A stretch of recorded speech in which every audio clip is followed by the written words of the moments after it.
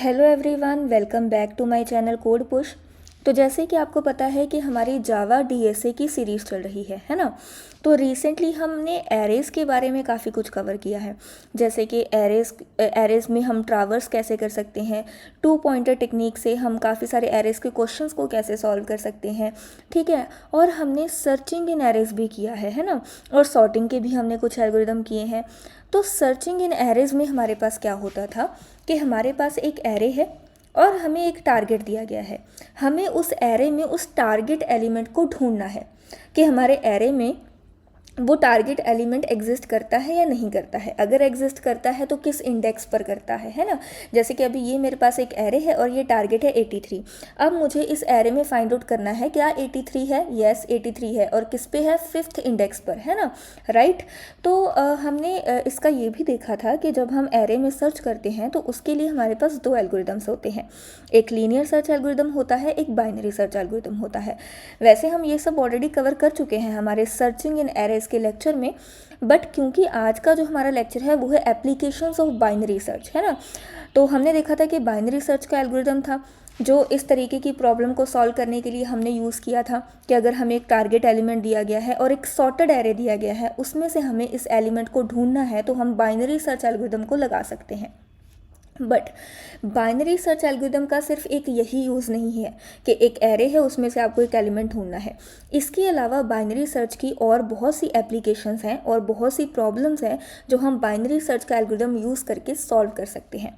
तो आज के लेक्चर में हम बाइनरी सर्च के एप्लीकेशंस को ही डिस्कस करेंगे, ठीक है। तो उसके लिए हमें थोड़ा सा रिवाइज करना पड़ेगा बाइनरी सर्च के बारे में कि बाइनरी सर्च काम कैसे करता था, ठीक है। अगर आपको नहीं पता है कि सर्चिंग इन एरेज कैसे होती है तो आपको पहले मेरा जो सर्चिंग इन एरेज का लेक्चर है वो देखना पड़ेगा, उसके बाद ही आप इस लेक्चर पर मूव कर सकते हैं, राइट। तो एक बार अब देख लेते हैं, ठीक है, बाइनरी सर्च में क्या होता था। अब देखो, लीनियर सर्च जो था उसमें हमारी टाइम कॉम्प्लेक्सिटी थी बिग O ऑफ n, और बाइनरी सर्च में हमारी time complexity big O of log n, that is less then linear search, है ना। तो इसलिए बाइनरी सर्च को हमने कहा था कि ये एक एफिशिएंट एल्गोरिदम है सर्चिंग के लिए, राइट। तो अब लीनियर सर्च में हमारे पास क्या होता था, हम एक एक करके हर एक एलिमेंट के पास जाते थे और उसको मैच करते थे क्या वो हमारे टारगेट के इक्वल है या नहीं। जैसे सबसे पहले हम इस एलिमेंट पर गए, ठीक है, फर्स्ट एलिमेंट पर गए 23, क्या 23 हमारे टारगेट की इक्वल है, नहीं। तो फिर हम क्या करते थे, आगे मूव करते थे, और यानी कि अब 0 से हम फर्स्ट इंडेक्स पर आ गए। फर्स्ट इंडेक्स पर हमारे पास है 56, तो क्या 56 हमारे टारगेट की इक्वल है, जी नहीं, 56 भी हमारे टारगेट की इक्वल नहीं है। फिर हम नेक्स्ट मूव करते थे, ठीक है, फिर हमने नेक्स्ट मूव किया, फिर से नेक्स्ट मूव किया, और ऐसे करते करते हम 5th इंडेक्स पर पहुंच गए। और 5th इंडेक्स पर क्या है, 83। यस 83 हमारे टारगेट की इक्वल है, तो हमें 83 मिल गया 5th इंडेक्स पर, यानी कि आफ्टर 5 स्टेप्स हमें 83 मिल जाता है। अब फॉर एग्जांपल मान लो यहाँ पर मेरे पास टारगेट में कुछ ऐसा एलिमेंट है जो मेरे इस एरे में एग्जिस्ट ही नहीं करता। तो उस केस में लीनियर सर्च अगर हम लगाते हैं तो हम क्या करते, पहले हम यहाँ पर गए, इसको मैच किया, नहीं मैच हुआ, फिर यहाँ पर गए, ठीक है, फिर second, third, fourth, 5th, 6th, 7th, 8th, यानी कि हमने पूरे एरे को ट्रैवर्स किया एंड तक, और फिर जाकर हमें पता चला कि ये एलिमेंट हमारे एरे में एग्जिस्ट नहीं करता। तो लीनियर सर्च की टाइम कॉम्प्लेक्सिटी इस केस में हो जाती है big O of n। Big O of n का मतलब जितना हमारा एरे का साइज होगा उतने नंबर ऑफ स्टेप्स हमें परफॉर्म करने पड़ेंगे। सो थिंक अबाउट इट, अगर हमारा एरे 1000 एलिमेंट्स का हुआ तो हमें 1000 नंबर ऑफ स्टेप्स कंप्लीट करने पड़ेंगे। तो इसका ऑल्टरनेटिव था हमारे पास बाइनरी सर्च एल्गोरिदम, बट इसकी एक कंडीशन थी कि एरे जो है वो सॉर्टेड होना चाहिए, ठीक है। तो इसमें हम क्या करते थे, इसमें हम पूरे एरे में सर्च नहीं करते थे, बल्कि हम हमारे एरे को हर एक स्टेप में डिवाइड करते जाते थे, यानी कि आधा हिस्सा एरे का हम क्या करते थे, स्किप कर देते थे।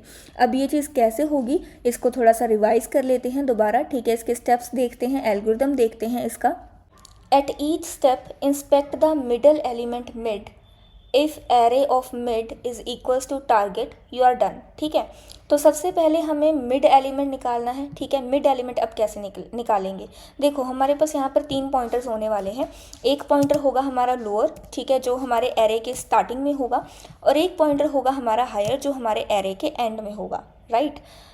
उसके बाद हमें इस लोअर और हायर को यूज़ करके हमारा मिड निकालना है। तो मिड हम कैसे निकाल सकते हैं, मिड इज़ इक्वल्स टू, अभी के लिए हम इसको 83 ही कर देते हैं, ठीक है, टारगेट को हमारे। So mid is equals to L plus H जितना भी होगा, यानी कि अभी के लिए हमारा L है 0 एंड H है 8, है ना। सो यानी कि 0 प्लस 8 इज़ इक्वल्स टू 8। अब इसको डिवाइड करेंगे हम 2 के साथ, यानी कि हमारे पास आ जाता है 4, है ना। तो मिड निकालने का फॉर्मूला हमारे पास हुआ इन ब्रेसेस L प्लस H, क्योंकि पहले प्लस होगा देन डिवाइड होगा 2 के साथ, ठीक है। तो फिर हमारे पास मिड निकल आता है। फिर हमें क्या करना है, देखो लीनियर सर्च में हम क्या करते थे, 0 एलिमेंट से लेकर, ठीक है, 0 इंडेक्स के एलिमेंट से शुरू करते थे टारगेट के साथ कंपेयर करना। बट इसमें हम हमारे मिड एलिमेंट को कंपेयर करेंगे, यानी कि जो 4th पोजीशन पर होगा, है ना। तो हमारा जो एरे में जो मिड पोजीशन पर एलिमेंट है वो क्या है, यानी कि 4th पोजीशन पर जो एलिमेंट है वो हमारे पास क्या है, 80, राइट। तो ये हमने निकाल लिया है, ठीक है। अब हमें इसको चेक करना है कि क्या ये टारगेट के इक्वल है। So is 80 is equals to 83, no, है ना। अगर ये हमारा मिड ही एरे के टारगेट के इक्वल हो जाता तो हमारा यहीं पर कोड ख़त्म हो जाता और हम रिटर्न कर देते इस मिड का इंडेक्स। बट अभी जो मिड पर हमारे पास एलिमेंट है वो हमारे टारगेट के इक्वल नहीं है, यानी कि अब हमें आगे चेक करना है ना। सो otherwise you can discard half the current search interval. देखो अभी के लिए हमारा जो सर्च इंटरवल है वो है 0 से लेकर 8 तक, है ना। ये जो लोअर और हायर है ये हमारा सर्च इंटरवल डिफाइन करें, यानी कि हमें किस रेंज में हमें सर्च करना है, यानी कि अभी तो हमें पूरे एरे में ही सर्च करना है 0 पोजीशन से लेकर 8 पोजीशन तक, है ना। अब हमें जब मिड मिल चुका है तो मिड के अकॉर्डिंग हम हमारा हाफ पार्ट जो है वो डिस्कार्ड कर सकते हैं। अब कैसे, क्योंकि हमने बोला था कि बाइनरी सर्च में जो एरे होगा वो असेंडिंग ऑर्डर में सॉर्टेड है, राइट। तो अब हम ये चीज़ चेक करेंगे कि अगर जो मिड पर हमारे एरे के मिड पर जो एलिमेंट है अगर वो टारगेट से छोटा है ना। अगर टारगेट से छोटा है इसका मतलब टारगेट बड़ा ही होगा, और बड़े एलिमेंट जो है वो लेफ़्ट साइड में तो होंगे नहीं, क्योंकि हमारा एरे असेंडिंग ऑर्डर में सॉर्टेड है। तो अगर हमारा जो मिड है वो टारगेट से छोटा है तो इसका मतलब ये जो टारगेट है वो कहीं ना कहीं मिड के बाद वाले एलिमेंट्स में ही होगा, यानी कि राइट साइड में ही होगा, लेफ़्ट साइड में होने के इसके चांस नहीं है। तो हम हमारे इंटरवल को 0 से लेकर 8 की बजाय अब कहाँ पर करेंगे, यहाँ से लेकर यहाँ तक मूव करेंगे, यानी कि अब हमारा सर्च इंटरवल सिर्फ इतना रहेगा, राइट। तो अब उसके बाद अगर हमारा जो मिड एलिमेंट है वो टारगेट से बड़ा होता तो इसका मतलब क्या है कि हमें छोटा एलिमेंट चाहिए, और छोटे एलिमेंट हमारे पास किस साइड है, लेफ़्ट साइड। तो यानी कि हमारा जो टारगेट है वो क्या होता, इस वाले इंटरवल में होता, यानी कि हमारा इंटरवल अब यहाँ से लेकर यहाँ तक मूव हो जाता, राइट। तो अब अगर हमारा जो मिड है वो स्मॉल है ना, तो हमारा टारगेट कहाँ पर जाएगा, तो इसका मतलब हमें राइट साइड पर जाना है ना। The target must be in the right half. अब राइट हाफ पर जाना है तो मतलब हमें क्या करना होगा, हमारे लोअर को उठाकर यहाँ पर लाना होगा, है ना। तो यानी कि अगर हमारे पास ये वाली कंडीशन हो जाती है, राइट, अगर हमारे पास ये वाली कंडीशन हो जाती है तो हमारा हाई तो सेम ही रहेगा, है ना। हाई हमारा सेम ही रहेगा, हाई वॉज 8, बट जो लो है वो हमारा कहाँ पर आ जाएगा, यहाँ पर, है ना, यानी कि 5, and that is mid plus 1, है ना। तो हमारे हाई को कुछ भी नहीं होगा, हमारा जो लो है वो क्या हो जाएगा, मिड प्लस 1 हो जाएगा। बट अगर हमारे पास ये वाली कंडीशन आ जाती है जहाँ पर जो मिड पर मौजूद एलिमेंट है अगर वो हमारे टारगेट से बड़ा है, तो यानी कि हमें कहाँ जाना है, लेफ़्ट साइड में जाना है। लेफ़्ट साइड में यानी कि लोअर से लेकर यहाँ तक, यानी कि इस बार हमारी हाई की वैल्यू मिड से एक कम हो जाएगी, है ना। तो इस केस में लोअर हमारा एज इट इज़ रहेगा 0, बट हाई की वैल्यू हमारे पास क्या हो जाएगी, मिड माइनस 1 हो जाएगी, ठीक है, राइट। तो आई होप आपको ये लॉजिक समझ में आ गया, है ना। तो अब हम चलते हैं हमारे अगेन इस क्वेश्चन के ऊपर, ठीक है। तो अब देखो हमारे पास एरे मिड है 80, अब 80 हमारे पास क्या है, लेस देन टारगेट। अब 80 हमारे पास लेस देन टारगेट है तो इसका मतलब हम यहाँ पर मूव करेंगे, है ना। तो हमारा जो हाई है, ठीक है, वो हमारे पास सेम टू सेम रहेगा 8, बट हमारा जो लो है वो मूव होके कहाँ पर आ जाएगा, यहाँ पर, राइट। तो हमारा लो जो है वो मूव होके कहाँ पर आना चाहिए, यहाँ पर आना चाहिए, ठीक है। और हायर हमारा जो है वो सेम रहेगा, राइट। तो हमारा हाई जो है वो 8 रहेगा, लो हमारा अब हो चुका है 5। है ना। तो यानी कि अब हमारे पास ये इंटरवल हो चुका है। तो अब इसमें हम फिर से मिड फाइंड आउट करेंगे, है ना, फिर से मिड फाइंड आउट करेंगे, यानी कि अब हमारे पास क्या होगा 8 + 5 और डिवाइडेड बाय हमने किया 2, यानी कि 13/2।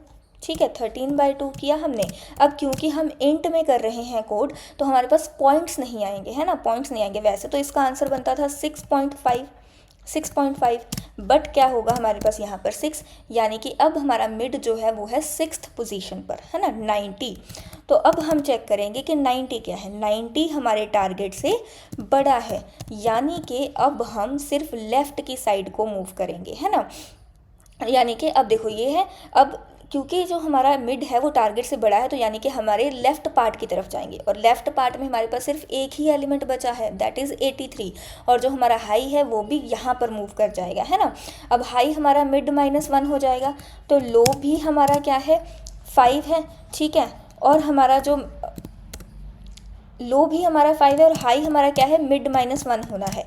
अब मिड -1 यानी कि हमारे पास क्या है, मिड इस बार हमारे पास क्या था 6, यानी कि 6 - 1, है ना,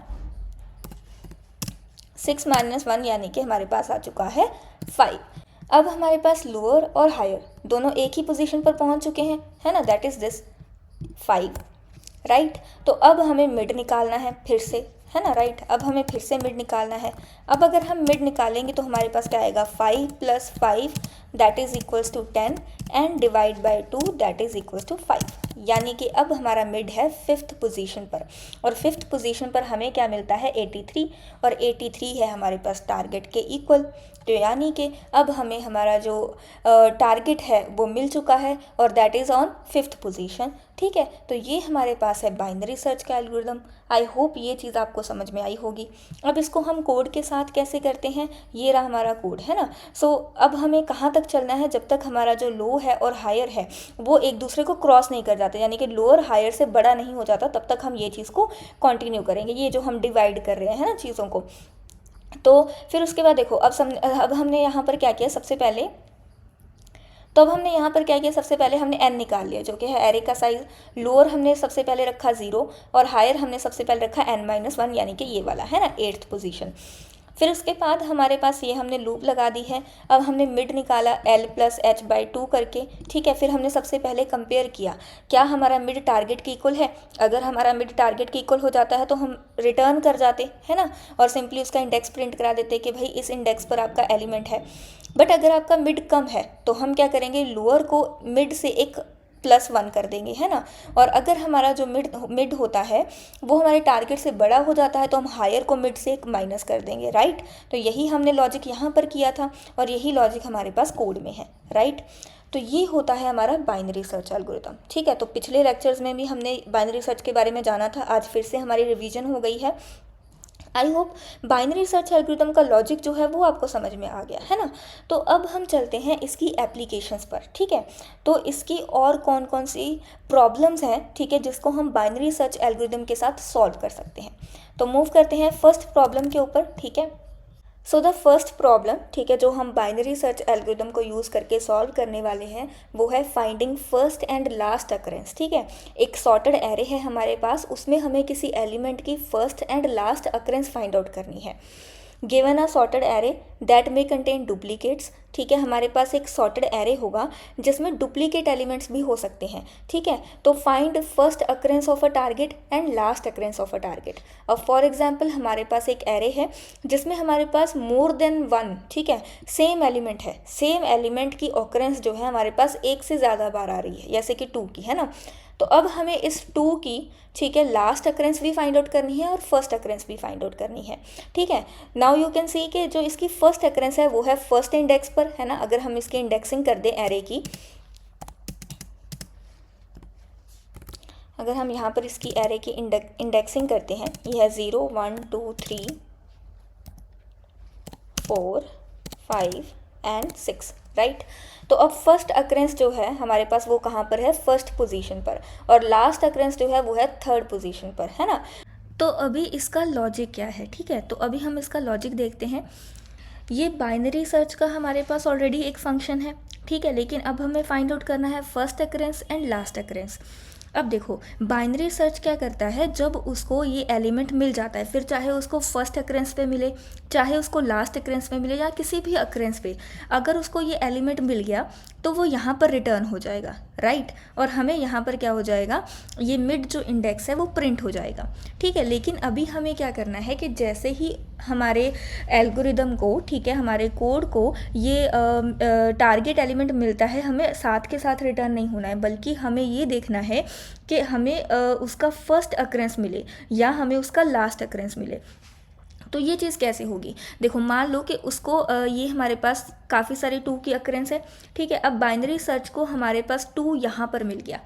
अब अगर उसको फर्स्ट अक्रेंस निकालनी है तो वो क्या करेगा, लेफ्ट मोस्ट एलिमेंट में फिर से चेक करेगा सेम टारगेट के लिए, है ना, यानी कि लेफ्ट पार्ट में फिर से सर्च करेगा। अगर उसको लास्ट अक्रेंस चाहिए तो वो क्या करेगा, राइट पार्ट में फिर से चेक करेगा। इन केस अगर उसको फर्स्ट अक्रेंस, पहली बार में उसको फर्स्ट अक्रेंस भी मिलती है, तो भी हमें ये फाइनलाइज करने के लिए कि जो एलिमेंट हमें मिला है वो फर्स्ट पर ही है या नहीं, तो हम क्या करेंगे, उसके लेफ्ट पार्ट में चेक करेंगे, है ना, कि इसकी और अक्रेंस तो नहीं है लेफ्ट में। तो जब तक हमें लेफ्ट मोस्ट अक्रेंस नहीं मिल जाती तो हम इसके लेफ्ट में मूव करते जाएंगे, जब तक अगर हमें फर्स्ट अक्रेंस ढूंढनी है। और अगर हमें लास्ट अक्रेंस ढूंढनी है तो हम क्या करेंगे, इसके राइट में मूव करते रहेंगे, है ना। तो अब इस केस में क्या होगा कि अगर हमें फर्स्ट अक्रेंस ढूंढनी है तो फर्स्ट अक्रेंस में हम क्या करेंगे, सीधा इस मिड को हम आंसर घोषित नहीं करेंगे, हम क्या करेंगे यहाँ पर, ठीक है, यहाँ पर हम रिटर्न नहीं होंगे, बल्कि अगर हमें फर्स्ट अक्रेंस ढूंढनी है तो हमें लेफ़्ट की तरफ मूव होना है। और लेफ़्ट की तरफ मूव होने के लिए हम क्या करेंगे, अपने हाई को मिड -1 कर देंगे, राइट, ठीक है। और अगर हमें लास्ट अक्रेंस ढूंढनी होगी तो हम क्या करेंगे, हमारे लो को मिड +1 कर देंगे, ठीक है। और फर्स्ट की बजाय अगर हमें लास्ट अक्रेंस ढूंढनी है तो हम हमारे लो को मिड +1 कर देंगे। अब रही बात हमारे आंसर की, है ना, तो यहाँ पर हम करेंगे इंट और यहाँ पर भी हम करेंगे इंट, ठीक है। और हम यहाँ पर एक आंसर ले लेंगे, ठीक है, एक आंसर ले लेंगे -1, इसको वैल्यू देंगे इनिशियल, है ना। तो जैसे ही हमें मिड मिला करेगा हम आंसर को इनिशियलाइज कर देंगे इस मिड से, ठीक है। तो जैसे ही हमें हमारा सही आंसर मिलेगा तो वो लास्ट में जाकर हमें रिटर्न हो जाएगा, ठीक है, रिटर्न हम कर देंगे हमारा आंसर, ठीक है, राइट। आई होप ये चीज़ आपको समझ में आ रही होगी। और अगर हमारे पास एलिमेंट नहीं मिलेगा तो हमारा जो आंसर है वो -1 ही हो जाएगा, है ना। तो यहाँ पर भी हम क्या करेंगे, एक आंसर ले लेंगे जिसकी इनिशियल जो इंडेक्स होगा वो -1 रहेगा। और जैसे ही हमें मिड मिला करेगा तो हम हमारे आंसर में उस मिड को रख दिया करेंगे, है ना, ताकि जब हमें राइट इंडेक्स मिले तो अपने आप वो आंसर में आ जाएगा। और हम लास्ट में क्या करेंगे, रिटर्न कर देंगे आंसर, ठीक है जी। सो आई होप ये चीज़ आपको समझ में आ गई है। अब हम क्या करेंगे, यहाँ पर एक एरे ले लेते हैं, ठीक है जी, और उसमें हम हमारे सेम एग्जाम्पल वाली वैल्यूज़ को डाल देंगे, राइट, ठीक है जी। अब टारगेट हमारा क्या है,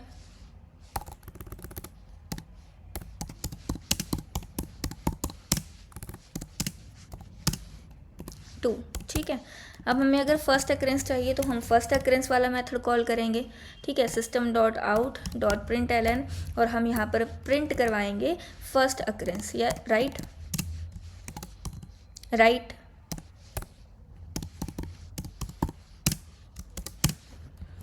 तो फर्स्ट अक्रेंस होगी हमारी, फर्स्ट अक्रेंस नाम के मेथड में हम एरे और टारगेट पास कर देंगे, ठीक है जी। अब अगर हमें लास्ट अक्रेंस चाहिए तो हम यहाँ पर लास्ट अक्रेंस भी प्रिंट करा सकते हैं। और इसके लिए हमारे पास क्या आएगा, लास्ट अक्रेंस, ठीक है, एरे और टारगेट हमने पास कर दिया। अब हम इसको रन करके देखते हैं, ठीक है। तो हमारे पास फर्स्ट अक्रेंस आ गई है, फर्स्ट एंड लास्ट अक्रेंस आ गई है third, that is the right answer, ठीक है। सो आई होप आपको समझ में आया होगा।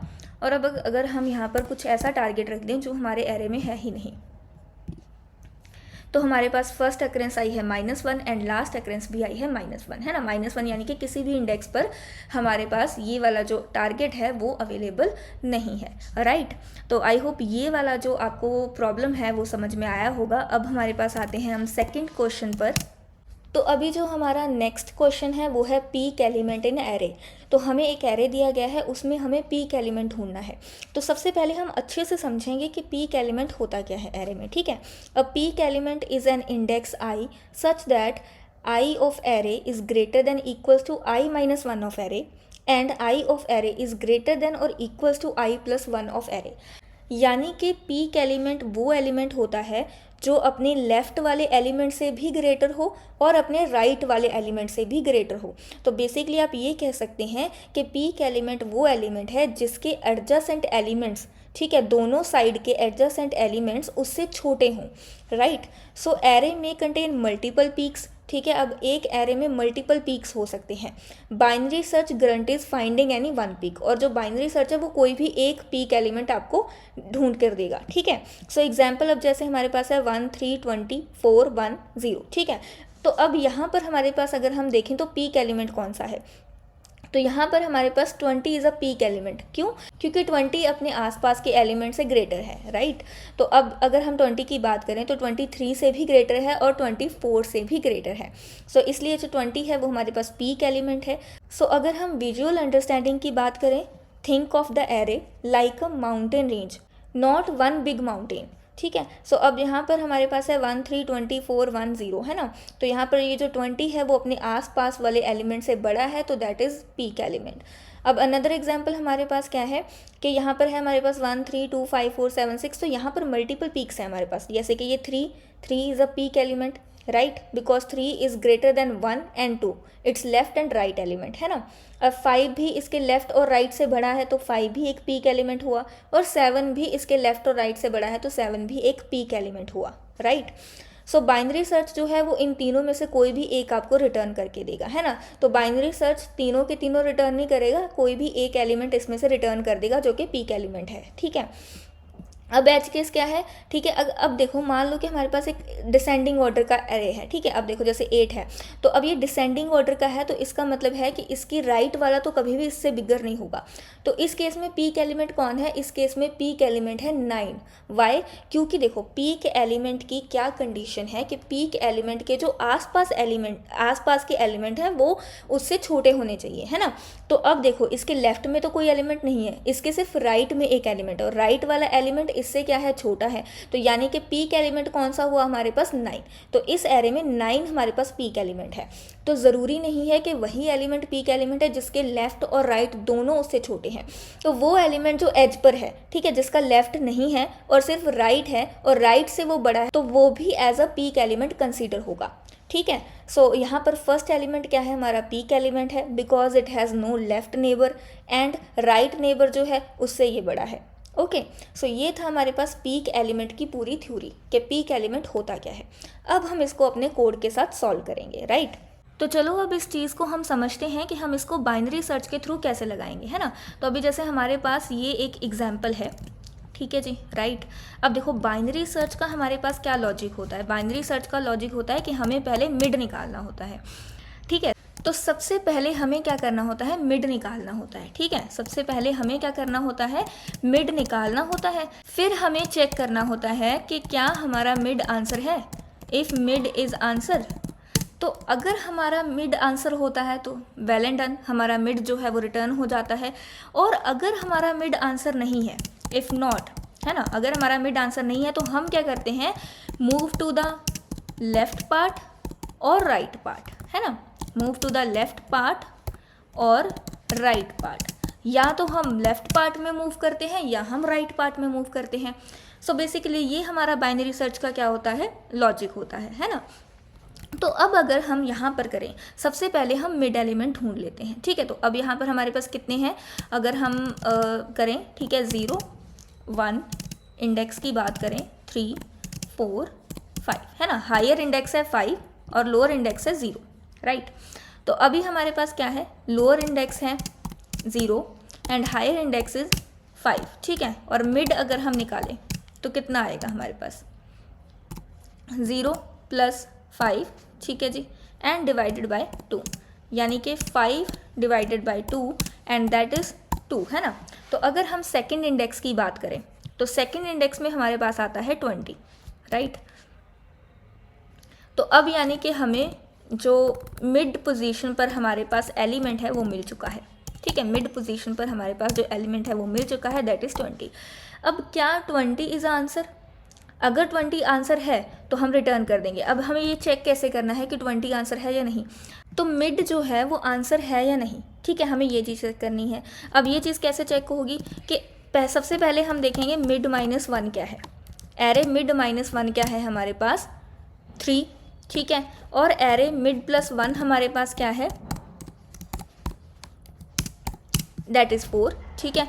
अब जो 20 है वो हमारे पास 3 से भी ग्रेटर है और जो 20 है हमारे पास वो 4 से भी ग्रेटर है।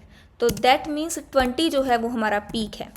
तो इस केस में तो हमारे पास पहले ही निकल गया है ना, कि जो मिड पोजीशन हमने निकाली उसी में हमारा पीक था। अब हम एक और एग्जांपल देखते हैं जहाँ पर पहला मिड हमारा आंसर नहीं है ना। तो हम यहाँ पर ले लेते हैं 1, 3, ठीक है, और 4 को हम पहले कर देते हैं और 20 को हम बाद में कर देते हैं, ठीक है, और 1 और 0, बाकी का हमने एज इट इज़ ले लिया। अब अगर हम यहाँ पर मिड की बात करें, है ना, तो ये है मेरा 0 पोजीशन, ये है मेरा 1 पोजीशन, ये है सेकंड पोजीशन, और ये है थर्ड पोजीशन, ये है fourth position, and this is fifth position, right. तो अब मेरे पास मिड क्या निकलेगा? अगेन सेकंड पोजीशन वाला, है ना, और सेकंड पोजीशन पे मेरे पास क्या है? Array mid is equals to 4 है मेरे पास, राइट। तो अब क्या 4 पीक एलिमेंट है? हम चेक करेंगे, है ना। अब 4 is greater than 3, that is correct, true, है ना। अब हमें ये चेक करना है, लेफ्ट के साथ इसको चेक करना है और राइट के साथ चेक करना है। 4 का लेफ्ट है 3, तो 3 से तो 4 ग्रेटर है, दैट इज़ ट्रू। अब इसका राइट क्या है? 20, तो क्या 4 जो है वो 20 से ग्रेटर है? नहीं, तो इसका मतलब है फॉल्स, यानी कि ये मिड हमारा आंसर नहीं है। अब हमने क्या करना था कि अगर हमारा मिड आंसर है तो हमने रिटर्न कर दिया था, जैसे हमारी पहले वाली एग्जाम्पल थी, है ना। बट अगर हम सेकंड एग्जाम्पल की बात करें तो मिड हमारा आंसर नहीं है, और जब मिड हमारा आंसर नहीं होता है तो हमें या तो लेफ्ट पार्ट में मूव करना होता है या हमें राइट पार्ट में मूव करना होता है ना। तो अब यहाँ पर हमारे पास क्या कंडीशन होगी, किस केस में हम लेफ्ट में मूव करेंगे और किस केस में हम राइट में मूव करेंगे, ये चीज़ हमें देखनी है। तो हमें ये बस देखना होगा कि कौन सा पार्ट हमें लगता है कि किस पार्ट में हमारा आंसर हो सकता है ना। देखो ये तो मिड है, तो हमारा आंसर, देखो ये मिड तो हमारे पास पीक नहीं है ना। तो यानी कि अब बचे ये वाला पार्ट या फिर ये वाला पार्ट। तो आपको क्या लगता है कि आंसर इस पार्ट में हो सकता है या इस पार्ट में हो सकता है? ठीक है, हमें ये चीज़ देखनी है। अब हमने देखा था कि ये जो लेफ़्ट वाला पार्ट है ना, लेफ़्ट वाला पार्ट तो हमारे मिड से स्मॉल है। तो अगर हमारा लेफ़्ट वाला पार्ट जो है मिड से स्मॉल है तो इसका मतलब ये वाला तो आंसर नहीं हो सकता। पर अगर हम राइट वाले पार्ट में जाए तो ये जो 20 था, 20 हमारे पास 4 से ग्रेटर था, इट मीन्स राइट वाले साइड में भी हमारे पास आंसर हो सकता है ना। तो इस केस में हम कहाँ पर मूव करेंगे? राइट वाले पार्ट में मूव करेंगे, है ना। तो यानी कि बात बिल्कुल सिंपल है, अगर हमें लेफ़्ट साइड में बड़ा एलिमेंट मिलता है तो हम लेफ़्ट साइड को मूव करेंगे, अगर हमारा राइट साइड का एलिमेंट मिड से बड़ा मिलता है तो हम राइट साइड को मूव करेंगे, ठीक है। तो इसको हम एक बार कोड से लिख के देखते हैं, ठीक है। यहाँ पर हम एक फंक्शन बना लेंगे, पब्लिक स्टैटिक, और रिटर्न टाइप हम रखेंगे इंट, ठीक है, और हम इसका नाम रखेंगे पीक एलिमेंट, है ना, पीक एलिमेंट। और इसको हम सिर्फ क्या पास करने वाले हैं? इंट का एरे पास करने वाले हैं, टारगेट पास करने की हमें ज़रूरत नहीं है, राइट। और लास्ट में हम इसकी एक रिटर्न स्टेटमेंट रख देते हैं -1। अगर हमारे पास कुछ आंसर नहीं आता है ना तो हम -1 इसको रिटर्न करवा देंगे, ठीक है। इसका कोड लिखने से पहले हम यहाँ पर इसका कर लेते हैं, ठीक है, एक एरे बना लेते हैं और इसको हम सेम वैल्यूज़ देंगे, ठीक है, इसको हम सेम वैल्यूज़ देंगे जो हमने हमारे एग्जाम्पल वाले एरे में दी थी, राइट। और हम चाहते हैं कि पीक एलिमेंट जो है वो प्रिंट हो, है ना, system.out.println, ठीक है। यहाँ पर हम करेंगे पीक एलिमेंट, और जब हम प्लस करेंगे तो हम किसको कॉल करने वाले हैं? पीक एलिमेंट के मेथड को हम कॉल कर देंगे, ठीक है। तो अब हमारे पास क्या है, देखो सबसे पहले हमारे पास क्या है, पीक एलिमेंट की इंडेक्स है ना यहाँ पर हम, और एक चीज़ यहाँ पर पीक एलिमेंट का हम इंडेक्स प्रिंट करा रहे हैं, ठीक है, पीक एलिमेंट नहीं करा रहे हैं। तो अच्छा, अब हम यहाँ पर क्या लेते हैं, इंट n, यानी कि हम लेंगे एरे की सबसे पहले लेंथ, राइट। अब देखो, तो सबसे पहले हम एज केसेस को हैंडल करेंगे, ठीक है। तो एज केसेस के बारे में हमने पढ़ा था। तो एज केसेस क्या होते हैं कि अगर हमारे पास फर्स्ट एलिमेंट है जिसका कोई लेफ्ट नहीं है बट ये अपने राइट से बड़ा है, तो इसको भी हम पीक कंसीडर करेंगे, है ना। इसी तरीके से अगर हमारे पास कोई लास्ट में एलिमेंट है जिसका राइट नहीं है बट वो अपने लेफ्ट से बड़ा है, तो उसको भी हम एज अ पीक कंसीडर कर सकते हैं, है ना। तो पहले हम इन दोनों केसेस को लिखेंगे। तो हम यहाँ पर क्या करेंगे, इफ़ एरे 0, ठीक है, अगर 0 पोजीशन पर जो एरे है ना, वो अपने फर्स्ट पोजीशन से ग्रेटर है, तो हम क्या रिटर्न करेंगे, 0, यानी कि जो 0 पोजीशन पर एलिमेंट है वो पीक एलिमेंट है ना।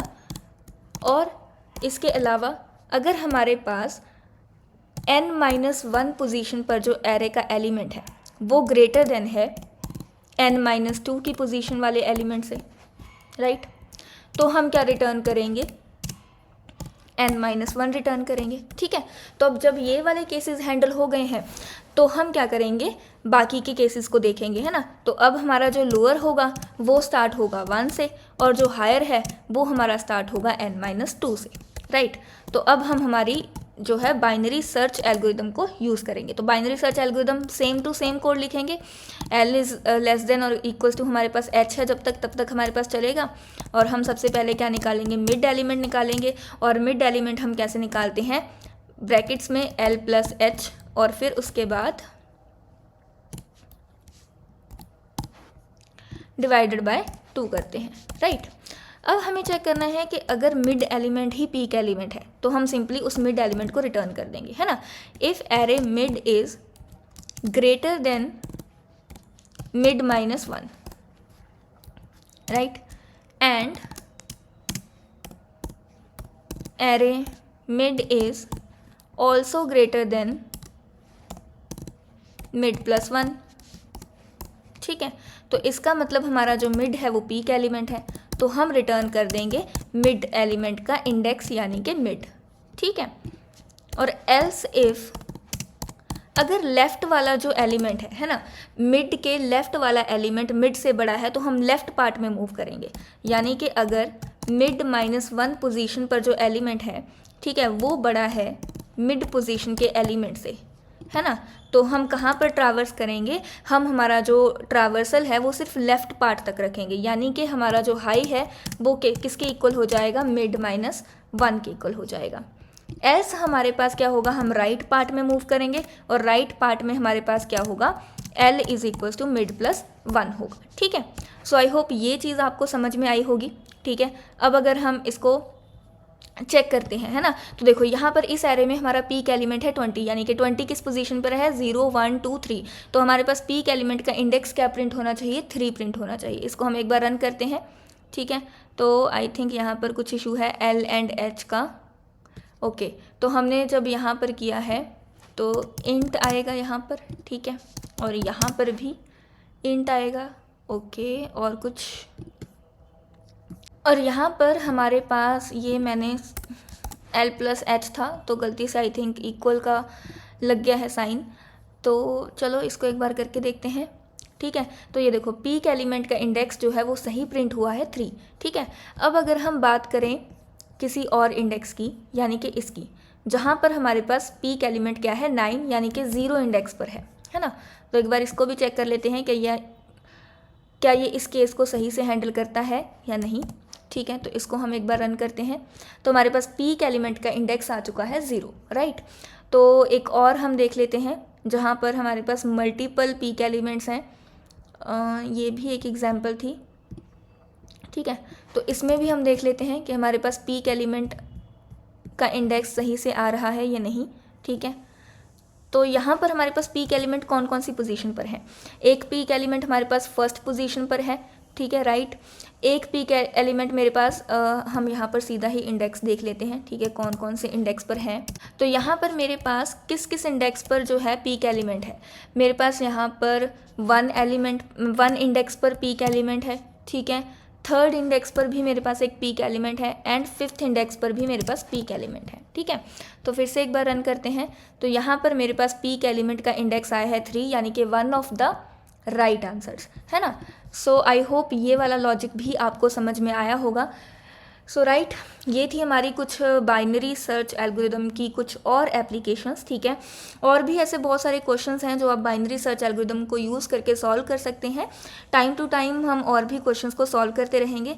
आई होप आज का लेक्चर आपको समझ में आया होगा, और अगर आपको कुछ भी समझ में नहीं आया है तो आप कमेंट सेक्शन में पूछ सकते हैं। इसके अलावा एक और अनाउंसमेंट थी कि अगर आप जावा, कॉटलिन या फिर एंड्रॉयड डेवलपमेंट को बहुत अच्छे से सीखना चाहते हैं, प्रॉपर एक कोर्स फॉलो करना चाहते हैं, तो मैं ऑनलाइन टीचिंग भी करती हूँ, जिसमें सेशन वाइज टॉपिक्स भी आप कवर कर सकते हैं। कि अगर आपको पूरा कोर्स नहीं लेना है, आपको सिर्फ एक सेशन लेना है एक पर्टिकुलर टॉपिक समझने के लिए, तो एक पर्टिकुलर सेशन आप अलग से भी ले सकते हैं। और अगर आप एक फुल कोर्स फॉलो करना चाहते हैं अपनी टाइमलाइन के अकॉर्डिंग, 45 डेज, 3 मंथ्स और 6 मंथ्स, ठीक है, तो आप उसके लिए भी इनरोल कर सकते हैं। तो अगर कोई भी इंटरेस्टेड हो ऑनलाइन टीचिंग में, ठीक है, ये नाइट बैचेस होंगे, ठीक है, 9:30 PM से लेकर हमारा 2 आवर्स का एक दिन का सेशन होगा। तो अगर आप ज्वाइन करना चाहते हैं तो आप मुझे कमेंट सेक्शंस में बता सकते हैं, या फिर मेरी मेल पर आप मुझे कांटेक्ट कर सकते हैं, या फिर इंस्टाग्राम के DM में भी आप मुझे कांटेक्ट कर सकते हैं।